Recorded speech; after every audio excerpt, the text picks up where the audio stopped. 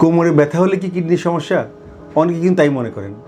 কোমরে ব্যথা হলে দেখা গেল কারো নিচের দিকে ব্যথা, কারো উপরের দিকে ব্যথা বা সামনে কুচকিতে ব্যথা, সবাই ভাবছে কিডনির ব্যথা। আসলে কিডনির ব্যথা কোথায় হয়? কিডনির ব্যথাও বিভিন্ন স্থানে হতে পারে। যেমন কিডনির অবস্থান হচ্ছে আমাদের পাঁজরের ঠিক নিচে এবং পেছন সাইডে, এই আমি যেখানে হাত দিলাম সেই জায়গাটায়।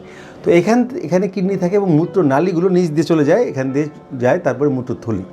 তো এই যে এই জায়গাটা যদি যে কোনো সমস্যা, যেমন কিডনিতে কোনো প্রদাহ, পাথর বা টিউমার, এগুলো হলে তো হতেই পারে।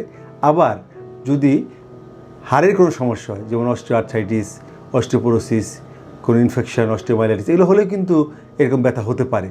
আবার লাম্বাগো সাইটিকা কিন্তু অনেক সময় আসে যে কোমর থেকে ব্যথা শুরু হয়ে পায়ের দিকে যায়। কাজেই শুধু কোমরে ব্যথা হলে যে কিডনির সমস্যার জন্য ভয় পাওয়ার কোনো কারণ নেই। তবে সূচনাতেই ইউরোলজিস্টের শরণাপন্ন হয়ে রোগ নির্ণয় এবং চিকিৎসা করলে ফলাফল ভালো হয়। আর যদি ইউরোলজিক্যাল সমস্যা না থাকে তখন অর্থোপেডিক সার্জন বা যে কোনো ফিজিক্যাল মেডিসিন ডাক্তারের শরণাপন্ন হতে পারেন।